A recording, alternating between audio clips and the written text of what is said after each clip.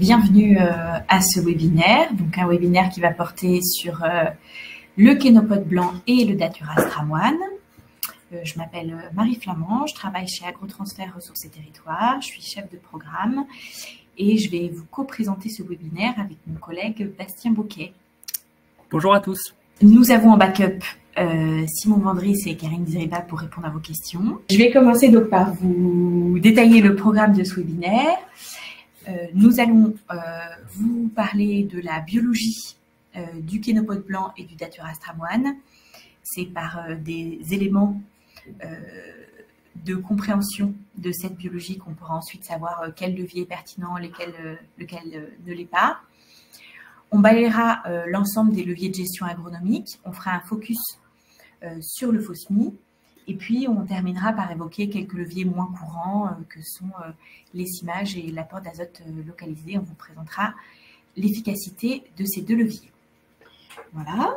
Alors, c'est parti pour notre petit sondage introductif. Je vous invite donc à aller dans l'onglet sondage où vous avez normalement deux questions qui se sont affichées.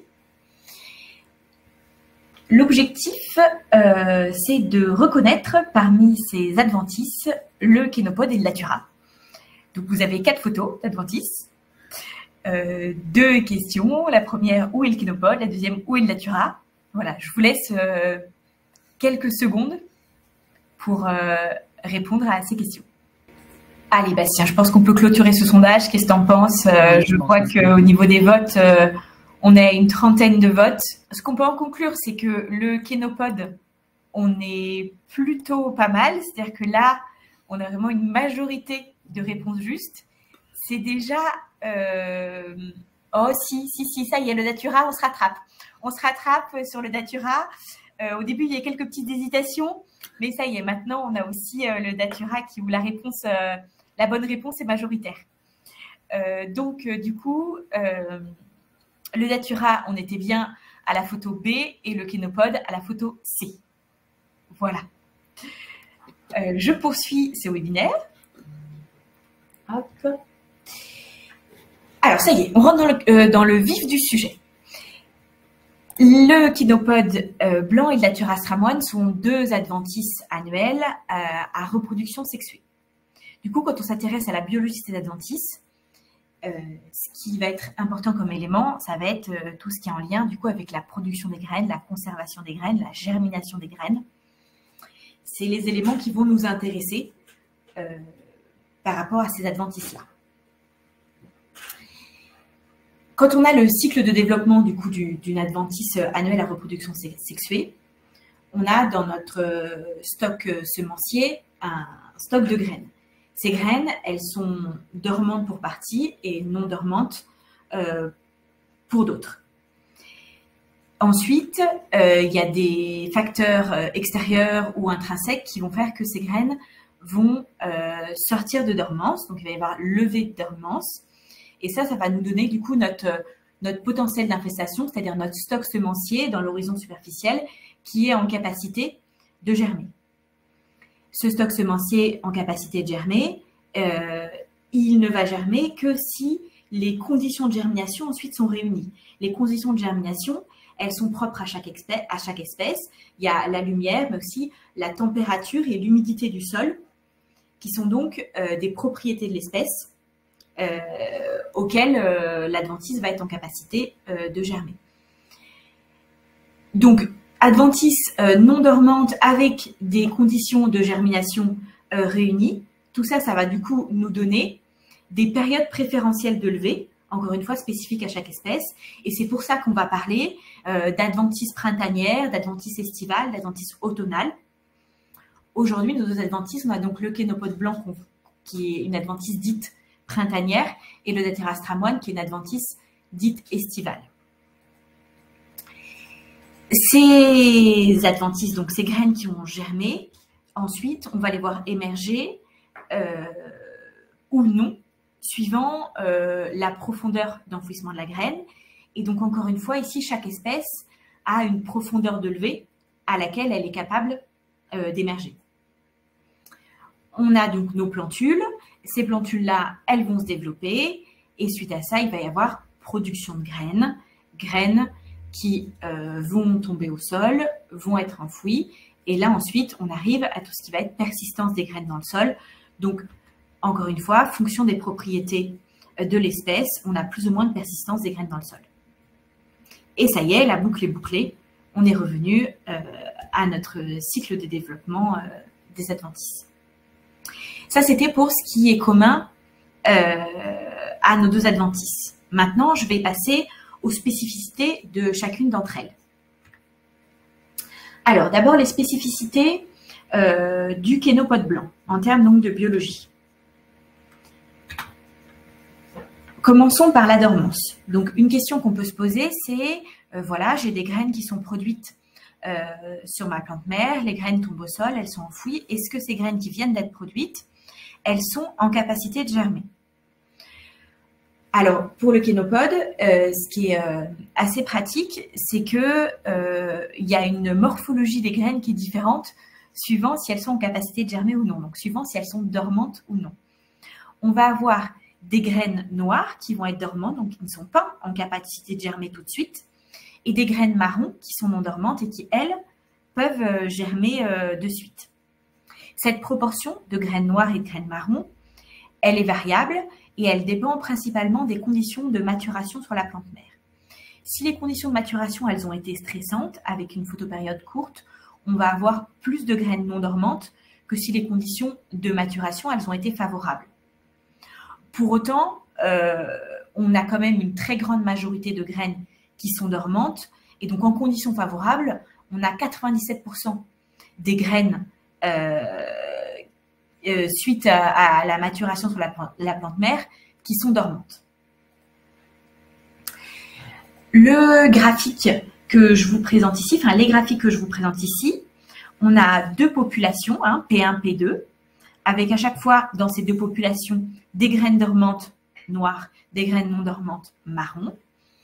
Et ce qu'on voit ici, c'est que selon les populations, la dormance, elle est plus ou moins forte. Et dans la population 1, on a effectivement toujours nos graines marron qui sont non dormantes, pas de souci. On voit que nos graines noires, elles sont effectivement dormantes, elles vont germer un peu plus tard, mais pour autant, elles arrivent ensuite à germer. Alors que dans la population 2, nos graines noires qui, elles, pour le coup, sont dormantes, ont une dormance qui est beaucoup plus marquée, où là, on n'a pas de germination de ces graines-là. Donc, au-delà des caractéristiques morphologiques et du fait qu'elles soient dormantes ou non, elles le sont en plus ou moins. Et voilà, on peut avoir des populations avec des graines qui sont dormantes morphologiquement, mais pour autant avec plus ou moins de facilité à lever la dormance. Ces graines donc qui sont enfouies dans notre horizon superficiel, est-ce qu'elles persistent longtemps? Est-ce qu'elles survivent longtemps dans cet horizon superficiel? Donc, la persistance du stock semencier, il va s'expliquer par deux facteurs. Le premier, c'est la survie des graines aux agressions du milieu. Et le deuxième, c'est le faible taux de germination. Je m'explique. La survie des graines aux agressions du milieu, c'est le fait qu'il va y avoir des actions de gel-dégel, d'organismes dans le sol qui vont venir agresser l'enveloppe de la graine. Et plus on a une graine avec une enveloppe épaisse, plus elle est capable de résister à ces agressions du milieu. Dans le cas du kénopode, on a une enveloppe qui est moyenne, de 70 micromètres. Voilà, elle est capable de résister bien, mais on verra par exemple que pour le datura, l'enveloppe est plus épaisse. Ce qui est à noter, c'est que les graines en profondeur vont très très peu germer. Et donc c'est la combinaison de ces deux facteurs. On a des graines qui résistent plutôt bien aux agressions, mais surtout quand elles sont enfouies en profondeur, qui ne germent pas du tout. Et ça fait qu'elles sont capables, effectivement, d'avoir une persistance qui est assez élevée. Quand on dit assez élevée, on parle là d'une fourchette on va dire, c'est très variable, hein, mais on parle d'une fourchette de 4 à 6 ans, où elles sont capables effectivement de persister dans le sol et d'être quand même capables de germer derrière. À noter aussi qu'elles résistent dans le circuit digestif des ruminants. Maintenant, je vais passer du coup à la levée de dormance. Donc, on a dit, voilà, on a des graines qui sont dans notre sol, elles sont dormantes et puis elles persistent. Certes, mais enfin, nous, dans nos parcelles, on voit quand même du kénopode, pardon. Du coup, à un moment, il faut bien que ce kénopode, il germe. Donc, effectivement, à un moment, il y a levée de dormance de notre kénopode. Sur le graphique que vous voyez, il ne faut pas s'attarder sur les périodes parce que ça a été fait dans un contexte pédoclimatique qui est assez différent du nôtre. Il faut s'attarder sur le motif que vous voyez, la dynamique. Et ce qui est très marqué ici dans ce graphique, c'est une période où les graines de kénopode sont non dormantes et puis elles retombent à nouveau en dormance. C'est ce qu'on va appeler la dormance secondaire. Et donc, ce motif de dormance pour le kénopode, il est très marqué. Nous avons donc nos graines qui, à une certaine période, sont non dormantes. Ces graines non dormantes, elles ne vont germer que si certaines conditions du milieu sont réunies. Ces conditions, c'est donc la lumière, un accès à la lumière, et aussi l'humidité du sol. Cette humidité, on la mesure, on appelle ça le potentiel hydrique du sol. C'est la résistance du sol à libérer l'eau qu'il contient. Et donc, plus on est proche de zéro, moins cette résistance est forte et donc plus le sol est humide. Et donc, ce qu'on voit ici pour le kénopode, c'est qu'on est assez proche de zéro. Hein. Moins 0,67 mégapascal, c'est assez proche de zéro. Ça veut dire que le kénopode a besoin d'humidité pour germer. La température de base, c'est-à-dire si cette température de base du sol n'est pas atteinte, le kénopode ne commencera pas sa germination. Elle est de 4,2 degrés. C'est moyen. Il y a des espèces qui sont capables de germer avec des températures plus basses, mais d'autres qui ont besoin de plus de chaleur. Ce qui, par contre, est notable pour le kénopode, c'est cette profondeur de levée qui est très superficielle. Vous voyez, on la met à 5 mm. On le voit très bien sur le graphique que vous avez ici.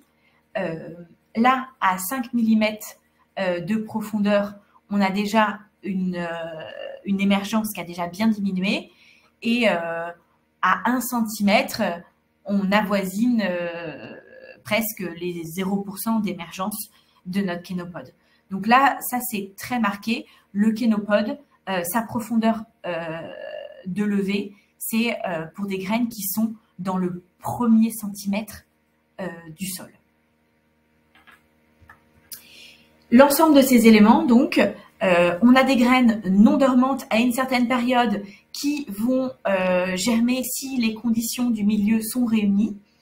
Ça va nous donner une période de levée préférentielle de notre adventice. Ici, je vous ai remis la courbe issue d'Odera.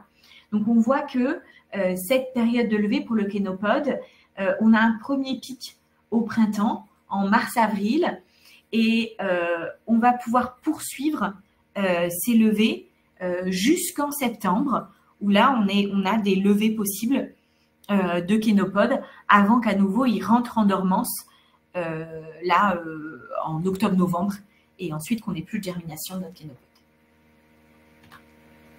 Dernier élément de biologie sur le kénopode, tout ce qui va être production de graines et infestation. Bon, voilà, la production de graines, elle est variable. C'est toujours compliqué de donner un chiffre de production de graines par plante. Mais voilà, on peut donner une fourchette assez grossière entre 3000 et 20 000 graines par plante. On sait que cette production de graines, elle est corrélée à la biomasse de la plante. Et que cette biomasse de la plante, elle va être fonction de la compétition entre individus. Ça peut être de la compétition intra-espèce ou de la compétition avec la culture en place sur la parcelle. Et donc, plus on va avoir de compétition, moins notre adventice va avoir de biomasse et moins elle va avoir de production de graines. Quand on parle de compétition pour le kénopode, on parle surtout de compétition pour la lumière et pour l'azote. Voici ce que je pouvais vous dire pour la biologie, les éléments de biologie du kénopode. Maintenant, je vais passer aux éléments de biologie du datura. Le datura, donc si on reprend tout ce qui va être dormance des graines, levée, motif de dormance. À noter que le datura, on a une très forte dormance primaire. Ces graphiques, ils sont un petit peu, la manip qui a été faite pour ces deux graphiques-là, elle est un petit peu compliquée. Je vais essayer de l'expliquer de la manière la plus simple possible. On a enfoui des graines à 2 profondeurs et en fait, tous les mois, on a été chercher des graines et regarder si ces graines-là, elles étaient en capacité de germer en les mettant en chambre climatique en conditions optimales. Ce qu'il faut retenir de tout ça, c'est que les graines, premièrement, les graines qu'on n'a pas été chercher, on a juste regardé sur ces graines enfouies si elles étaient en capacité de germer. Les graines enfouies à 5 cm, c'est à partir de 11 mois qu'on voit les premières émergences. Les graines enfouies à 20 cm, on n'a jamais d'émergence de ces graines enfouies à 20 cm. Par contre, si on va chercher ces graines et que là, on les met en condition pour germer, ce qu'on constate, c'est que les graines qui ont été enfouies à 20 cm, elles vont être capables de germer assez rapidement quand on les met en condition optimale et plus rapidement que les graines enfouies à 5 cm. Si je vous transcris ça de façon très pratique en termes de levier, qu'est-ce que ça veut dire? Ça veut dire que si j'enfouis mes graines, par exemple avec un labour, à 20 cm, et qu'ensuite je retourne à nouveau, par exemple l'année qui suit, je vais avoir des graines qui vont être plus en capacité de germer que si je n'ai pas enfoui ces graines profondément et que je me suis contentée, par exemple, de travailler superficiellement mon sol. C'est ça que ça veut dire si on parle ensuite, si on transcrit ça en termes de levier.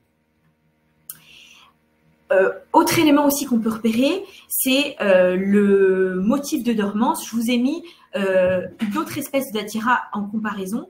Et ce que vous voyez, c'est que pour le datura stramoine, on n'a pas de dormance secondaire de notre graine. Une fois qu'elles sont en capacité de germer, on ne re-rentre plus en dormance. Et on voit bien entre ces deux graphiques-là, ici et ici, on voit clairement que là se dessine un motif de dormance, alors que là, non. On n'a pas de motif de dormance qui s'est dessiné. La persistance des graines de datura dans le sol. On a une enveloppe qui est assez épaisse, avec 133 micromètres, et ça veut dire que c'est des graines qui sont capables de bien résister aux agressions du milieu. On a aussi vu dans le graphique précédent que quand on était à 20 cm de profondeur, on n'avait pas de germination. Et tout ça, ça nous indique qu'on a des graines qui vont avoir une persistance dans le sol qui est élevée. Maintenant, on passe aux conditions de germination. Donc, la lumière et puis donc potentiel hydrique qui est à moins 1,4 mégapascal. Donc là, on a besoin de moins d'humidité qu'on en avait pour le kénopode pour être en capacité de germer et une température qui, par contre, est plus élevée. Température de base, on n'aura pas de germination en deçà de 10,4 degrés. À partir de 10,4 degrés de température du sol, on peut avoir de la germination. Une profondeur de levée qui, pour le coup, est bien plus importante que notre kénopode, avec des levées qui peuvent avoir, du coup, des plantes qui peuvent émerger pour des graines qui sont enfouies à 15 cm de profondeur. Et du coup, encore une fois, de tout ça, on a du coup notre période préférentielle de levée. Pour le datura, elle est donc plus tardive que pour le kénopode, avec des levées qui vont débuter à partir de mai et qui vont se terminer également en septembre. Un autre élément de biologie qui est important à noter, c'est un élément qu'on a bien repéré dans le cadre du projet Garotox. Donc, c'est un projet sur les adventices toxiques qui a été mené de 2020 à 2023, porté par l'UNILET, dans lequel nous, AgroTransfer, on était partenaires. On a fait des suivis de datura en parcelle et ce qu'on peut constater, c'est que on observait des datura qui étaient à des stades très différents. Et on avait en particulier des datura à des stades jeunes assez longtemps, 6-8 semaines après le dernier travail du sol. Donc, ça nous amène, là, on est plus effectivement sur de la tendance de l'hypothèse, hein, à se dire, en fait, on a des cohortes de datura qui lèvent avec effectivement du datura qui est capable d'émerger assez tardivement en parcelle. Voilà pour les éléments de biologie du datura. Je vais de suite faire le lien avec les leviers. Si je reprends la main sur ma... Ah non, pardon, j'ai quelques éléments de biologie pour terminer. Ici, je vous ai remis du coup le graphique avec la température de base et le potentiel hydrique où je place mon kénopode kéal et mon datura, DATS, qui est ici, sur mon graphique. C'est intéressant de les placer au regard des autres adventices et de voir effectivement qu'on a nos adventices automnales qui sont là, avec mon vulpin en particulier, où on n'a pas besoin de température. Nous, on est sur des adventices, déjà le kénopode sur une adventice printanière, donc on a quand même un peu plus besoin de température. D'ailleurs, on l'a placé ici, je vous ai donné une température avant qui fait qu'on décalerait peut-être un peu le point. Ça dépend quelle référence on prend, mais voilà. Et puis, donc, notre datura qui a encore plus besoin de température et qui se situe ici, hein, au niveau vraiment des adventices estivales. La superposition de nos deux courbes de levée préférentielle qui permet bien de distinguer un kénopode qui est plus précoce dans ses levées que le datura qui va vraiment plutôt lever voilà, à partir de mai-juin. Et pour finir, on reprend notre cycle de développement que je vous avais présenté au début et on remet donc l'ensemble des éléments de biologie. Donc, cette dormance des graines pour le kénopode, donc kénopode en jaune, datura en bleu foncé. Donc, dormance primaire qui est forte pour les graines noires, qui est absente pour les graines marron. Et on a bien une dormance secondaire. Pour le datura, une dormance primaire qui est très forte. Par contre, on a peu de dormance secondaire. La levée de dormance, pour le kénopode, ils nous font des conditions humides et froides et un allongement de la photopériode. Et pour le datura, l'enfouissement des graines qui va permettre la levée de dormance et la scarification de l'enveloppe qui permet ensuite une bonne imbibition de la graine. Profondeur de levée, donc très superficielle pour le kénopode, plus profonde pour le datura, en lien avec le poids de la graine et donc les réserves qui sont contenues dans la graine. Conditions de germination humides pour le kénopode, chaudes pour le datura, avec ici, vous voyez les périodes de germination et de maturation. En termes de production de graines, une production de graines plus élevée pour le kénopode que pour le datura, avec à chaque fois, hein, surtout ce qu'il faut retenir, une forte variabilité suivant les conditions de la production de graines. Et la persistance des graines qui est quand même élevée pour les deux espèces, mais qui est plus élevée pour le datura que pour le kénopode, avec notre indicateur qui permet quand même de visualiser assez bien avec les synthétiques de tout ça, notre taux annuel de décroissance. Donc, taux annuel de décroissance plus faible, donc les graines en capacité de germer décroissent moins vite pour le datura que pour le kénopode. Et tout ça, ça nous amène à une stratégie de survie qui, pour le kénopode, on a une grande capacité de l'espèce aux conditions environnementales, une assez forte persistance des graines et une forte production de graines. Et puis, on est compétitif par rapport aux ressources et on a une croissance rapide. Pour le datura, on est capable de germer en profondeur, très forte persistance des graines dans le sol, et puis ces levées échelonnées qui font ensuite que par rapport, et ça c'est à noter, par rapport à notre désherbage, et ces levées échelonnées, on va avoir des levées souvent une fois que nos opérations de désherbage elles sont terminées. Cette fois-ci, j'en ai bien fini avec mes éléments de biologie et je passe aux leviers agronomiques. Les leviers agronomiques, on peut les classer suivant leur mode d'action. On a 3 modes d'action. Le premier mode d'action ici, qui consiste donc, c'est la gestion du potentiel d'infestation. Ça consiste en fait à limiter notre nombre de graines dans notre horizon superficiel du sol, notre horizon dans lequel nos graines sont capables d'émerger. ça, c'est le premier mode d'action. Le deuxième mode d'action, c'est l'évitement. Donc là, on a des graines dans notre horizon de sol qui sont en capacité de germer, mais on va faire en sorte de ne pas déclencher la germination et l'émergence. Et puis, notre troisième mode d'action, ça y est, on a des plantules qui ont émergé. Maintenant, on va chercher à limiter le développement de ces plantules. Donc, les leviers, hop là, les leviers qui sont en lien avec ces trois modes d'action. Je vais commencer par cela, les leviers qui donc permettent de limiter le potentiel d'infestation de ma parcelle. Et vous avez un code couleur. Il y a des leviers qu'on a mis en gris. C'est les leviers qu'on estime être à réfléchir de façon bien précise pour nos deux adventices Kénopode Datura. Les leviers qu'on a mis en rouge, c'est les leviers qu'on estime peu pertinents pour nos adventices. Et puis les leviers en noir qui restent pertinents. Donc là, la rotation, on dit point de vigilance sur la rotation parce que on a donc une forte persistance de nos graines. Donc, il faut, pour activer ce levier rotation, il va falloir, sur ces adventices printanières estivales, avoir une succession de cultures d'hiver de plusieurs années si on veut espérer avoir un effet rotationnel sur nos graines de Kénopode et Datura. Le labour peu pertinent pour gérer nos graines de Kénopode et de Datura. Et on s'autorise à le mettre en rouge aussi avec ce qu'on a dit sur le Datura, c'est-à-dire même parfois contre-productif. C'est-à-dire que le fait de faire un labour va plutôt permettre ensuite d'avoir une émergence facilitée quand elles reviennent dans l'horizon travaillé de nos graines de Datura. Méthode d'implantation, ça effectivement, par contre, ça reste valable. Date de semis, peu pertinent aussi.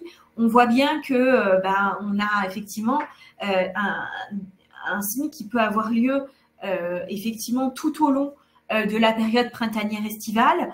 On peut essayer de le décaler vers l'avant, mais attention, c'est là plus que les cultures dans lesquelles on les retrouve, c'est pas forcément des cultures où on peut beaucoup avancer les dates d'implantation de ces cultures-là. Donc voilà, levier qui paraît difficilement applicable. Tout ce qui va être mulch, semis sous couvert, là, pour le coup, ça peut être pertinent par rapport aux adventices, mais encore une fois, c'est plus par rapport à nos cultures. Ce n'est pas des méthodes d'implantation de nos cultures qui sont encore très développées. Donc, petit point de vigilance par rapport à ça. Par contre, par rapport au levier atténuation, là, effectivement, jouer sur la compétition avec des cultures compétitives, jouer sur la densité de nos cultures, sur la fertilisation, oui.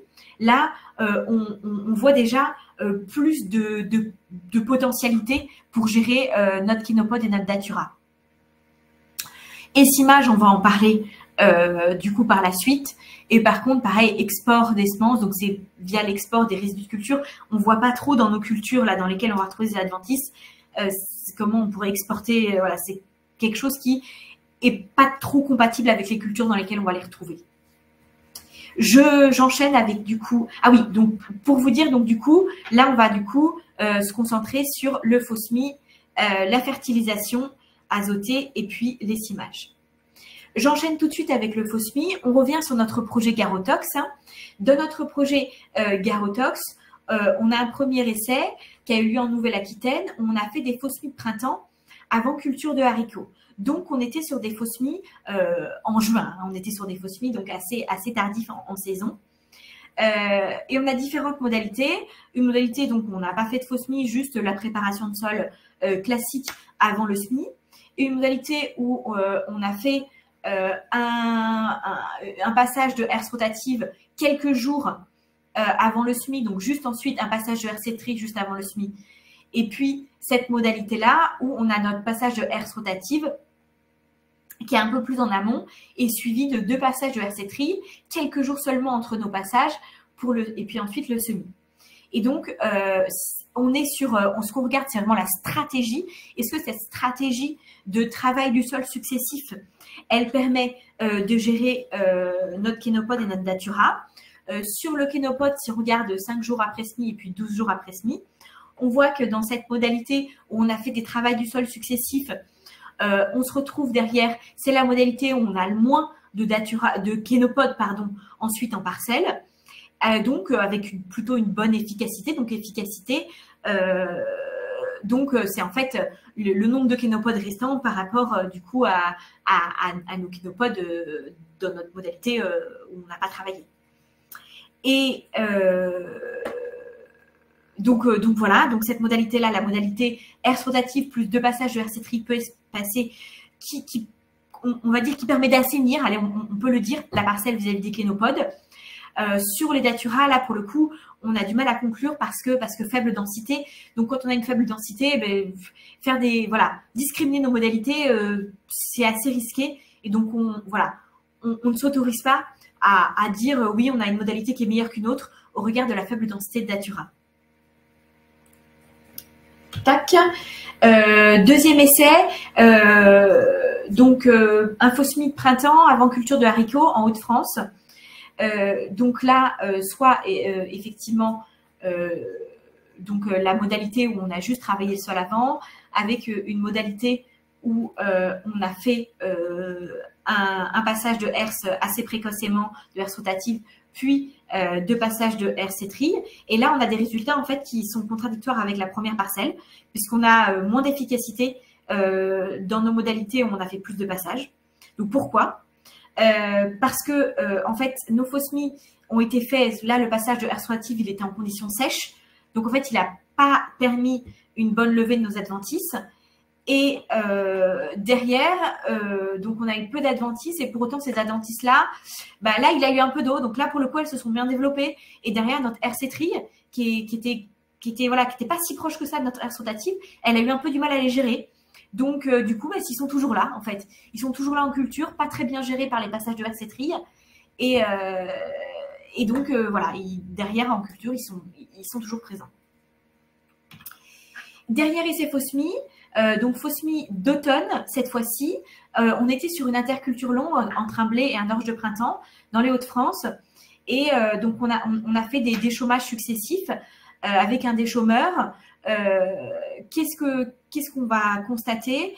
On constate donc déjà une forte hétérogénéité de la parcelle. On a en fait des modalités, donc on fait un passage et on voit qu'on a des modalités où on a beaucoup de levées et des modalités où on a beaucoup moins, donc kénopodes. Là, clairement, on attribue ça à l'hétérogénéité de la parcelle.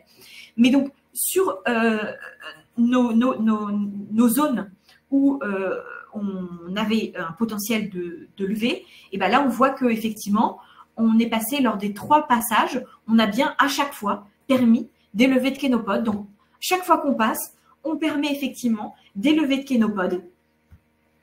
Et donc, à noter que le dernier passage, pour le coup, là, lui, on voit bien que là, c'est vraiment là, hop, le motif de dormance qui revient. Et ici, le passage en octobre qui ne permet pas de faire des nouvelles émergences de kénopodes. Par contre, qui a bien permis de détruire celles qui avaient levé. Hop. Si donc on se concentre un petit peu sur le datura, 2 études. Une première étude où donc on a travaillé le sol et on a regardé. Donc là, vous voyez 2 graphiques, ce sont les levées cumulées de datura, avec à chaque fois un travail du sol au printemps, et donc 2 profondeurs de nos datura, soit des datura à 5 cm de profondeur, soit des datura à 10 cm de profondeur. La première année, quand on a fait donc du coup un travail du sol la première année, on a moins d'écart entre nos modalités, mais on voit bien déjà se dégager les modalités avec travail du sol, où quand même on a en tendance plus de levée de datura dans nos modalités où on a travaillé le sol. Et par contre, ce qui est très marqué la deuxième année, c'est la modalité travail du sol à 10 cm, où là, on a des levées de datura qui sont bien plus importantes que dans les autres modalités. Une autre étude qui nous montre que si on soumet les graines à différentes agressions, les meilleures germinations, elles ont lieu quand on va aller scarifier la graine. Voilà, si on a de l'exposition à la lumière ou de l'alternance de température, là, il ne se passe pas grand-chose. C'est pour vous montrer que ça ne va pas permettre des germinations. Alors que par contre, la scarification mécanique de la graine, elle va bien permettre des germinations. Alors, pourquoi je vous dis ça? Parce qu'en fait, quand on fait un travail du sol, fonction des outils, c'est bien ce qu'on va faire. On va scarifier plus ou moins nos graines. Et donc, la conclusion de tout ça, c'est l'importance du choix de l'outil et de la profondeur de travail quand on veut réussir à faire nos faux semis sur Datura. Un outil qui va fortement agresser nos graines en travaillant en profondeur va permettre de faire plus de levées de Datura, de faire un meilleur faux semis dans ces conditions-là. Petite synthèse du coup sur donc nos modalités avec donc la comparaison entre notre Kenopod ici à gauche et notre Datura à droite. Kenopod, donc Kenopod, il va avoir une germination superficielle, des motifs de dormance marqués avec une forte levée de dormance au printemps-été. Donc en fait, qu'est-ce qu'il faut faire? Il faut faire un travail du sol superficiel, il faut le faire de façon répétée, qu'on le fasse au printemps ou à l'été. Dans tous les cas, on arrivera à faire lever notre Kenopod. Par contre, point de vigilance sur le développement et l'enracinement très rapide de notre Kenopod. Donc, c'est bien de réussir à le faire lever, mais il faut ensuite savoir le détruire. À l'inverse d'un Datura, des germinations en profondeur, des levées de dormance difficiles. Donc là, ce qu'on a vu, c'est il faut aller agresser notre graine de Datura et il faut faire un travail du sol en profondeur. Attention aux levées échelonnées, je fais mon faux semis, mais derrière, je sais que je peux avoir des levées échelonnées qui peuvent aller jusqu'à 8 semaines. Donc ensuite, comment je gère mon Datura quand j'ai fait mon faux semis et que j'ai implanté ma culture, mais que j'ai mes levées de Datura qui vont avoir lieu alors que maintenant je suis en culture. Voilà ce que je pouvais vous dire pour le faux semis. J'ai accéléré un petit peu à la fin parce qu'il faut que je passe la parole à mon collègue Bastien. Bastien, je te passe la parole et je te laisse même du coup prendre la main sur le diapo pour pouvoir passer les diapos quand on te sent. Oui, merci Marie. Donc je vais vous partager mon diapo, enfin la suite du diapo. Hop, normalement c'est tout bon pour vous.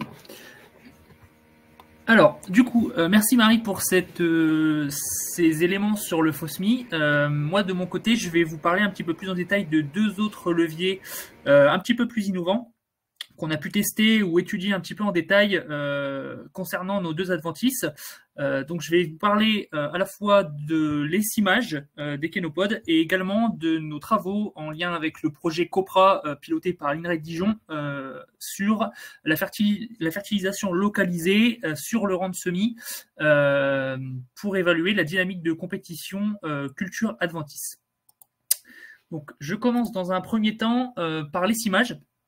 Donc l'essimage, qu'est-ce que c'est? Ça va être une technique de rattrapage de dernier recours qui va consister à couper les adventices avant leur floraison, ou en tout cas avant leur production de graines, afin d'éviter justement que ces graines ne retombent au stock au sol, et d'empêcher le stock semencier de se renouveler. Donc ça va vraiment être une technique qui va être dans un objectif de préservation de la propreté de la parcelle afin d'éviter justement une aggravation du salissement de la parcelle et une diminution du stock semencier. Donc on va être sur une technique, comme je l'ai dit, curative mais de dernier recours, dans le sens où elle va intervenir en fin de cycle après toute autre intervention de désherbage. On va être sur une fenêtre d'intervention qui va être assez large avec cette technique, puisque à l'inverse du faux semis ou du désherbage mécanique qui demande des conditions d'humidité et de ressuyage du sol assez spécifiques pour l'essimage, on va pouvoir intervenir sur des créneaux météo un petit peu plus larges. L'idéal étant par contre d'intervenir sur des stades précis. Donc ici pour le Kenopod ou pour d'autres espèces dicotylédones et même graminées, l'idéal va être d'intervenir sur le stade vert laiteux, c'est-à-dire avant formation et maturité de la graine au niveau de l'inflorescence, afin d'éviter justement que les graines essimées qui retomberaient au sol puissent en fait être viables et réalimenter le stock semencier. On va être sur une technique qui est plutôt intéressante dans le sens où on va intervenir sur une largeur assez importante, jusqu'à 12 mètres pour certaines écimeuses. L'idéal étant d'essayer de récupérer ces graines écimées, puisque, comme je le disais, la plupart des espèces vont être en mesure malgré avoir été coupées avant la production de la graine, l'inflorescence qui va être tombée au sol va être quand même être en mesure de fleurir, de continuer sa floraison et de produire une certaine part de graines viables. Donc aujourd'hui, il existe de plus en plus d'écimeuses récupératrices qui vont permettre en fait de récupérer les inflorescences afin d'éviter de laisser celles-ci retomber au sol. Donc concernant ce levier, c'est un levier qui aujourd'hui commence à se répandre concernant notamment un usage sur graminées en céréales. Pour un usage sur kénopodes, notamment conventionnel, c'est aujourd'hui quelque chose qui est encore peu répandu, donc peu de travaux en place là-dessus, qui commence à être plus courant en bio, puisque l'ITB nous faisait parvenir qu'en 2021, on avait à peu près 57% des parcelles de betteraves bio qui étaient écimées. Et donc, pourquoi? Surtout pour préserver, comme je le disais, la nuisibilité secondaire des parcelles et en limitant l'agrenaison, puisqu'on intervient sur des parcelles qui présentent déjà un salissement assez fort, avec un potentiel de rendement qui, dans certains cas, peut déjà être un petit peu impacté dans ces circonstances-là. Alors, hop. Donc voilà, donc l'objectif vraiment de limiter cette grenaison, cette nuisibilité secondaire, et comme je le disais, peu de travaux autour de ce sujet.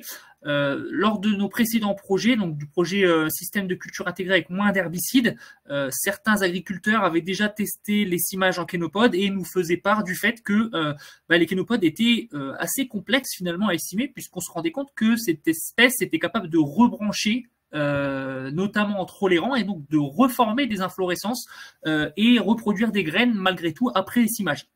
Donc de notre côté, on avait travaillé sur l'essimage des céréales, l'essimage des vulpins en culture de céréales. Et donc, si vous voulez des infos là-dessus, je vous invite à regarder les replays du webinaire que l'on avait présenté l'année dernière en mars. Et aujourd'hui, donc, je vais vous présenter les résultats d'une étude qui s'est intéressée à l'essimage des kénopodes en pommes de terre, donc une étude toute récente de 2023 où ils ont pu évaluer un petit peu plus finement l'intérêt de cette technique en culture de printemps sur kénopodes. Donc en fait, en termes de méthodo, ils ont regardé 3 variétés différentes avec des ports différents de variétés, et sur 2 années, donc 2020 et 2021, où ils ont estimé à 2 dates, une date précoce, donc early. Donc ça, c'est généralement un essimage fin juillet, c'est-à-dire avant floraison du kénopode, et un essimage plus tardif, donc late, plutôt sur la mi-août, et donc là, après floraison du kénopode. Et ces 2 modalités étaient comparées à chaque fois avec une zone contrôle, donc témoin, non estimée, afin de pouvoir évaluer l'effet d'un essimage précoce ou tardif sur le nombre de graines viables de kénopodes. Donc, c'est des essimages qui ont été réalisés à peu près à une dizaine de centimètres au-dessus de la hauteur de la culture. Et donc, en termes de résultats, voici ce qu'on peut en dire. Alors, déjà, dans un premier temps, si vous regardez, donc je vous détaille les graphiques peut-être juste avant ça. Sur les graphiques ici, vous avez donc 4 barres. La première barre étant la zone témoin. La première zone témoin, la deuxième barre étant la zone estimée à date précoce, la troisième, le témoin pour l'essimage tardif, et enfin la quatrième barre, la donnée pour l'essimage tardif, donc late. Donc en termes de résultats, le premier, ce qu'on peut voir ici, ce qui est entouré, c'est que finalement, on a une importance assez marquée du positionnement de l'intervention, dans le sens où, dans 5 cas sur 6 ici, on voit que dès lors qu'on intervient trop précocement, en fait, le kénopode est en mesure de redémarrer, et in fine, on observe plus de graines produites de kénopode sur les pieds essimés précocement, en comparaison aux pieds témoins de kénopodes qui, eux, n'ont pas été estimés. Donc vraiment cette capacité de rebrancher, de refaire des graines et d'avoir en fait une production de graines qui est plus importante encore qu'elle ne l'aurait été si on n'avait pas estimé. Donc un levier qui peut être à double tranchant. Donc vraiment l'idée d'aller viser plutôt à la fin de la floraison du kénopode pour avoir un estimage plutôt tardif. Cependant, ce qu'on observe également, c'est une forte variabilité selon l'année. Donc si vous regardez 2020, au niveau des 2 dernières barres de chaque graphique pour l'essaimage tardif, on voit que pour 2020, l'essaimage tardif, ça a vraiment été intéressant puisque pour la 4e barre de chaque graphique, on voit en 2020 que on est sur un niveau de graines viables beaucoup plus faible par rapport aux témoins. Par contre, pour 2021, c'est l'inverse. On voit vraiment qu'en 2021, peu importe la période, l'essaimage a en fait eu un effet négatif sur la production de graines. C'est-à-dire qu'à chaque fois qu'on a estimé, en fait, on a fait pire que mieux.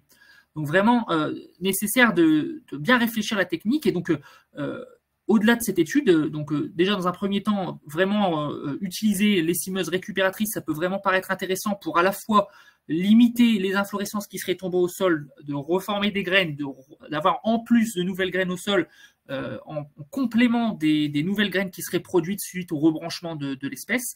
Et enfin, on peut surtout réfléchir à, malgré un passage tardif qui paraît plus intéressant, d'avoir peut-être une stratégie en 2 passages tardifs afin d'épuiser un petit peu la plante et d'éviter justement cette capacité de rebranchement et de surproduction de graines qui aurait pu, qui pourrait compenser en tout cas cette production de graines et vraiment avoir un effet intéressant à coup sûr entre guillemets de l'essimage, puisqu'on voit bien ici qu'il n'y a qu'une des 2 années où c'est apparu intéressant de réaliser cette technique. Voilà, donc en conclusion pour l'essimage, on voit que c'est un levier qui reste quand même à travailler, qui est bien travaillé de par nos travaux et d'autres travaux sur céréales et graminées, qu'il est beaucoup moins sur dicotylédones et notamment kénopodes, donc à optimiser pour réduire le risque de réinfestation et l'efficacité de la technique.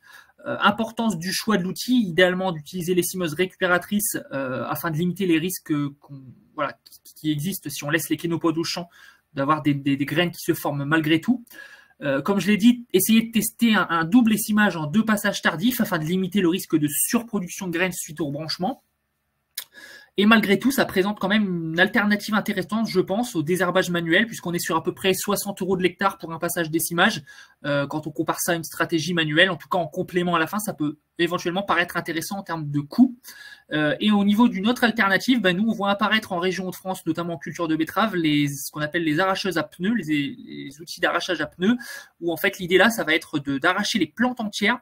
Donc on a vraiment cet intérêt d'éviter le redémarrage des pieds, enfin le rebranchement des pieds, vu qu'on arrache les plantes entières. Par contre, donc là, il faut être vigilant, notamment sur les possibilités de repiquage et sur les créneaux d'intervention suivant le stade des plantes aussi, puisqu'on l'a dit tout à l'heure, les kénopodes qui seraient arrachés post-floraison seront quand même capables de produire une certaine quantité de graines. Donc voilà pour l'essimage. Je vais vous donner quelques mots maintenant concernant nos travaux sur la fertilisation localisée, donc également en betterave. Donc ces travaux, comme j'ai dit, s'intégraient dans le cadre du projet de recherche COPRA en partenariat avec l'INRAE Dijon. Donc pourquoi je vous présente ces travaux? Parce que donc vous voyez déjà à gauche un petit graphique qui vous présente entre guillemets le niveau d'appétence à l'azote suivant la classification d'Ellenberg pour l'azote, qui est répartie en 9 niveaux, et on voit bien en fait que pour Kénopode et Datura on est sur la note de 7 sur 9, donc des espèces qui sont quand même très demandeuses en azote, gourmandes en azote, donc nitrophiles, et qui se plaisent vraiment sur des sols très fertiles. Et donc on peut se poser la question de l'effet que pourrait avoir la localisation de l'apport d'azote sur le rang par rapport à un azote classique en plein sur la compétition entre la culture et éventuellement ces 2 plantes, et également les plantes de ces cultures de printemps. Donc, dans un premier temps, on a essayé de passer en revue un petit peu la bibliographie pour voir quels étaient les résultats obtenus par rapport à cette technique de fertilisation localisée sur le rang sur la dynamique de compétition culture adventice. Ce qu'on a observé sur un panel de 18 articles où ont été étudiés l'évolution de la croissance de la culture et des adventices lorsque l'on comparait un apport d'azote en plein ou en localisé, sur ces 18 articles, il y en a 15 qui mettent en évidence une meilleure croissance de la culture et ou une moins bonne croissance des adventices à partir du moment où on a réalisé un apport d'azote localisé sur le rang. Donc ça nous a quand même plutôt surpris dans le bon sens du terme, dans le sens où on s'est dit mais c'est une technique peut paraître intéressante, en tout cas pour piloter les rapports compétitifs entre la culture et les adventices. Et donc nous, on a souhaité creuser un peu le sujet en mettant en place une approche expérimentale où on comparait deux modalités, une modalité témoin référence avec un apport d'azote en plein, donc je l'ai pas dit, mais en culture de betterave, qui est culture assez représentative de la moitié nord de la France et des Hauts-de-France en particulier. Et donc comparer cet apport en plein à une modalité avec un apport d'azote en localisé, donc proche du rang, apport d'azote solide, proche du rang au semis, avec 2 ans d'expérimentation en 2021 et en 2023. Et on a réalisé des suivis dans des zones non désherbées pour vraiment avoir vraiment une évaluation fine de l'impact de la technique sur des plantes qui n'ont pas été désherbées, justement pour pouvoir comparer derrière, comme je l'ai écrit, leur biomasse avec des prélèvements de biomasse à la fois de la culture et des adventices, en séparant le rang de l'inter-rang. On a considéré le rang 5 cm de part et d'autre de la ligne de semis, dans le sens où l'apport d'azote sur les semoirs est localisé avec un apport à peu près à 2 ou 3 cm de la ligne de semis dans notre cas de figure, et l'inter-rang, donc les 35 cm restants. Qu'est-ce qu'on peut observer? Donc en 2021 déjà, si vous regardez ici le graphique qui présente la biomasse adventice de nos deux modalités, donc apport d'azote en plein et en localisé. Alors, localiser l'azote sur le rang avait permis de diminuer la biomasse adventice dans l'inter-rang. Tous ces résultats n'étaient pas significatifs, mais montraient des tendances. Par contre, on augmentait la biomasse adventice dans le rang. Donc, c'était vraiment pas ce qui était voulu, et l'hypothèse de départ allait plutôt dans le sens inverse dans ce qu'on avait imaginé. Par rapport à la culture, si on regarde la biomasse de la culture, donc dans le rang, on se rend compte que on a en localisant l'azote sur le rang, on a également diminué la biomasse de la culture de betterave. Du coup, à l'inverse, forcément, on a augmenté la biomasse, comme je vous l'ai dit juste avant, de l'adventice dans le rang, qui a prédominé sur la betterave et a donc eu un rôle compétitif plus conséquent sur la betterave dans cette modalité. Si on regarde en conclusion de tout ça, le rapport entre la biomasse de l'adventice et la biomasse de la culture, eh ben, on se rend bien compte que la biomasse, le ratio biomasse adventice biomasse culture est plus élevé dans la modalité azote localisée, qui montre bien la supériorité de compétitivité de l'adventice par rapport à la culture. Donc voilà, pas d'effet significatif montré pour cette année, mais des tendances qui allaient plutôt à l'inverse des hypothèses qu'on avait faites au départ. Avec, je ne l'ai pas précisé avant, mais un essai en 2021 qui était volontairement sous-fertilisé, puisqu'on avait apporté uniquement de l'azote en localisé sur le rang et pas la dose totale, dans le sens où on voulait uniquement voir l'effet de cet apport d'azote cette année-là. Donc quand on a poursuivi nos travaux en 2023, on s'est dit, bon bah, on va cette fois-ci se baser sur un essai conduit classiquement, avec, en tout cas en termes de dose totale respectée. Donc en 2023, vous retrouvez ici les mêmes graphiques. Donc qu'est-ce qu'on peut voir? Déjà sur le graphique de gauche, donc même graphique que tout à l'heure, bah là c'est là où tout à l'heure on avait un impact positif dans l'inter-rang, on n'a plus cet impact positif de localiser l'azote sur le rang, puisqu'on voit qu'on augmente à la fois la biomasse adventice dans l'inter-rang et dans le rang pour la modalité où on apporte en localisé par rapport à celle où on apporte en plein. Par rapport à la biomasse de la culture, eh ben, celle-ci est également moins importante sur le rang pour la betterave. Et au niveau du ratio biomasse adventice, biomasse culture, ben, comme tout à l'heure, on voit bien que ce ratio est plus élevé dans la modalité localisée, ce qui montre bien la supériorité de compétition pour l'adventice par rapport à la culture. Donc ici, on était sur un essai fertilisé à dose complète, et on a également réalisé l'indice de nutrition azotée qui nous a montré une nutrition même supra-optimale de la culture, donc aucun problème en termes de carence en azote comme cela avait pu être constaté en 2021. Donc des tendances qui jusque-là ne vont pas forcément dans le sens des hypothèses qu'on avait formulées au départ. Donc des résultats qui sont différents entre la bibliographie et notre approche expérimentale, puisqu'on a vu qu'avec la biblio, bah, c'était une technique qui paraissait intéressante, qu'on n'a pas réussi à retrouver, en tout cas dans notre approche expérimentale sur culture de betterave. Donc la question est, est-ce que l'azote du rang est autant, voire plus profitable aux adventices qu'à la culture? Et les hypothèses qu'on a formulées, c'est que bah, peut-être qu'il y a également un souci au niveau de l'écartement inter-rang, puisque sur betterave, on a un inter-rang plutôt large, 45 cm en général, avec un temps de couverture de la plante cultivée assez long. Et dans notre étude, on se rend bien compte que l'efficacité de cette technique est plutôt assez marquée en céréales sur des interrangs plus faibles, avec des plantes qui couvrent aussi assez rapidement le sol. Le deuxième point, c'est est-ce que la dose apportée en localisé est suffisamment importante. Donc c'est pour ça que cette année, en 2024, on réitère une dernière année cette étude avec une dose apportée en localisé maximale, en prenant le risque de brûler la culture. C'est toujours ce compromis qu'il faut trouver entre ce qu'on peut mettre en localisé et ce que la culture est capable de tolérer. Donc cette année, on va vraiment optimiser ce point pour essayer d'aller jusqu'au bout et de voir si vraiment la technique présente ou non un intérêt au regard de ce qu'on a vu jusque-là.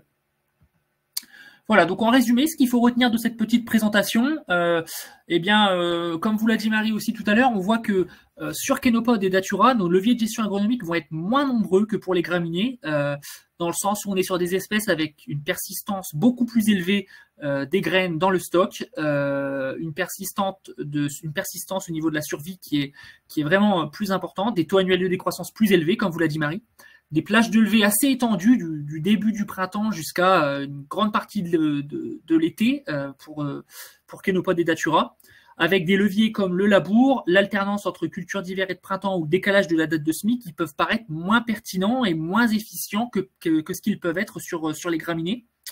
On a tout de même, comme on vous l'a présenté, des modes d'action qui restent, qui peuvent être efficaces suivant leur modalité de mise en place, notamment avec tout ce qui concerne les modalités de déstockage via le faux semis, donc des modalités qui vont vraiment être à raisonner suivant l'adventice, suivant leur profondeur de germination, suivant leur capacité, leurs conditions de germination, et qui vont être aussi à raisonner en fonction des autres enjeux de votre système et de la prise de risque que vous allez pouvoir prendre par rapport à ces espèces en fonction de vos priorités, notamment voilà, en termes d'humidité du sol, donc d'assèchement du sol potentiellement avec mise en place de faux semis printaniers ou estivaux, etc., etc. Voilà, on a vu au niveau de la compétition pour les ressources que c'était quelque chose qui était efficace pour les espèces couvrantes par les travaux qui ont pu être faits à l'international dans la biblio. Quelque chose qui est beaucoup plus délicat et qui reste à déterminer en ce qui concerne la culture de la betterave. Et pour les cimages, voilà, on a vu que c'était une technique qui pouvait être intéressante pour éviter la réalimentation du stock, mais en tout cas sur dicotylédones, notamment Kenopod, être très vigilant aux inflorescences post-essimage, que ce soit les inflorescences par rebranchement des plantes ou même les inflorescences qu'on laisserait tomber au sol qui pourraient quand même produire un certain pourcentage de graines viables. Voilà. Je vous remercie pour votre attention et puis je vous laisse, on va essayer de répondre à vos questions. Merci. Oui, on a très peu de temps parce qu'il est l'heure. Du coup, voilà, on va être très rapide dans les questions. On va prendre les questions de Christian. Merci Christian pour tes questions. Donc, ta première question, c'était quelles autres espèces adventices peuvent se rapprocher du Kenopod et du Datura en termes de spécificité? Alors là, ma réponse va être en termes de période préférentielle de levée et donc de conditions en fait pour la germination. On va pouvoir effectivement avoir des adventices qui s'en rapprochent avec des adventices qu'on va dire printanières, adventices estivales. Je peux citer, je pense, une adventice qui se rapproche du Datura en termes de conditions de germination, ça va être la morelle noire, où là, effectivement, on va être assez proche, assez similaire. Par contre, je suis plus mitigée sur la dormance, où là, je trouve que les motifs de dormance, ils sont vraiment spécifiques à l'espèce. Et là, on a du mal, effectivement, à catégoriser nos adventices. Et là, c'est vraiment chaque espèce qui a ses conditions de levée de dormance qui lui sont propres. Et il faut aller, en fait, creuser pour chacune. OK, du coup, comment on peut faire pour réussir à la faire germer? Voilà ce que je peux faire comme réponse un peu en demi-teinte par rapport à… Ouais. Voilà. Je pense que le Datura, il est vraiment très particulier puisque c'est, dans notre contexte, en tout cas moitié nord de la France, une des seules plantes qui a cette capacité de démarrer la germination quand même plutôt assez tôt au printemps, mais qui se poursuit surtout très longtemps à l'été, et on le voit parfois même dans des systèmes avec des cultures de pommes de terre où le défanage a lieu et en fait on a seulement les premières germinations et les premiers développements de Datura sur une plante qui est déjà quasiment au bout de son cycle. Et l'adventice, elle va seulement se mettre en route à germer. Donc on est sur une espèce quand même très particulière, je pense, qui a peu de plantes proches, on va dire, en termes de cycle et de fonctionnement. Par rapport à ta deuxième question sur qu'est-ce qu'un travail du sol agressif, alors ce que j'ai envie de dire, ce que j'ai envie de te répondre, c'est un travail du sol où on brasse beaucoup la terre. Voilà. Donc, c'est ça et en particulier, donc, on sait avec des outils, des outils animés qui vont effectivement plus brasser la terre et donc plus scarifier en fait les graines. Là, je pense vraiment que le différentiel entre nos deux outils, voilà, la herse rotative est plus agressive que la herse étrille. On n'a pas de là-dessus, effectivement, c'est ça qu'on peut dire. Voilà, des outils à disque qu'on pense être peut-être plus agressifs, effectivement, que des outils à dents aussi. Je pense que c'est ça qu'on peut en dire. On peut peut-être répondre à cette question, oui. Marie, que j'ai fait apparaître. Oui, donc, la désherbeuse à pneus trouve-t-elle vraiment un intérêt sur les kénopodes en fin de floraison, avec une impression que la seule stratégie utile est plutôt l'estimage vis-à-vis de la réduction du stock en N+1, notamment l'estimage avec récupération. Ouais, je vous rejoins plutôt. En fait, ça a vraiment les deux techniques ont leurs avantages et leurs inconvénients à mon sens. L'estimage, comme on l'a montré, en fait, à partir du moment où on est sur une année où ça rebranche très vite et on n'est pas en mesure de réintervenir, si on a vraiment cette surproduction de graines qui est en fait presque plus élevée qu'elle ne l'aurait été si on n'avait rien fait, bon bah voilà, c'est quand même un peu contre-productif. Là où l'arracheuse à pneus peut permettre vraiment dans des conditions, je pense, assez précises, de bien arracher les plantes. Le seul problème, c'est qu'une fois qu'on les arrache, il y a quand même, avec le chevelu racinaire, l'exploration calcanopode, il suffit je pense, d'une pluie pour faire repartir un peu ce chevelu racinaire s'il y a encore un contact avec la terre. Et puis je pense aussi, comme vous le dites, qu'en fin de floraison, sur des plantes qui sont bien développées pour pouvoir être bien arrachées, bah, les graines sont déjà en certaines parties produites et du coup, il y a, je pense, une bonne quantité de graines qui malgré tout repartent au stock quand même parce que voilà, peut-être pas autant que si on lui avait laissé finir son cycle, mais en tout cas je pense qu'il y en a quand même une partie qui repartent au stock. Donc vraiment trouver le compromis entre les deux, quelle est la meilleure? Voilà, il faudrait peut-être des essais un petit peu plus poussés en comparaison des deux techniques. Et dernière question, la question du coup d'Amandine. Peut-être que la localisation de l'azote n'aurait pas le même effet sur la période d'application et la forme d'azote. Après, c'est aussi fonction, enfin voilà, ce qui me vient, mais tu complètes Bastien, c'est aussi fonction des besoins de la culture. Et là, je pense qu'effectivement, on a. Bah ouais, en fait, le compromis à trouver, c'est que là, forcément, en betterave, bah, l'apport d'azote en localisé, il est fait au semis. Donc, on n'a pas trop le choix sur la période d'application. Donc, après, encore une fois, est-ce que la culture est vraiment la plus adaptée pour cette technique par rapport aux objectifs qu'on en attend? Je ne sais pas. Et la forme d'azote, ouais, c'est une bonne question. Nous, on a travaillé sur des apports systématiquement en solide. On a commencé en solide et du coup, on a voulu conforter nos résultats avec de l'azote sous forme solide. On a testé quasiment à chaque fois la même forme d'azote en termes de propriétés de l'engrais. Après, effectivement, il faudrait creuser plus précisément les formes d'azote, etc.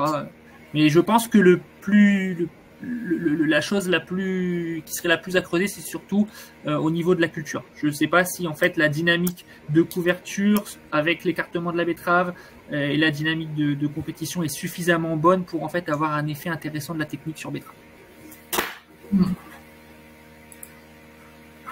Parfait. Simon est en train effectivement de répondre à la dernière question qui a été posée. Je ne sais pas si tu souhaites qu'on la prenne, Bastien, aussi.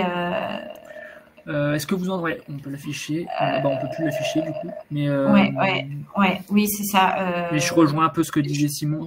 Voilà. Est-ce que vous sous-entendez que pour être plus propre, il faut davantage pratiquer du non-labour? Ça dépend surtout sur l'espèce qu'on veut travailler. Le problème, c'est que voilà, sur ces espèces-là, effectivement, je pense pas que le labour ait d'intérêt. Au contraire, je pense que c'est même plutôt contre-productif.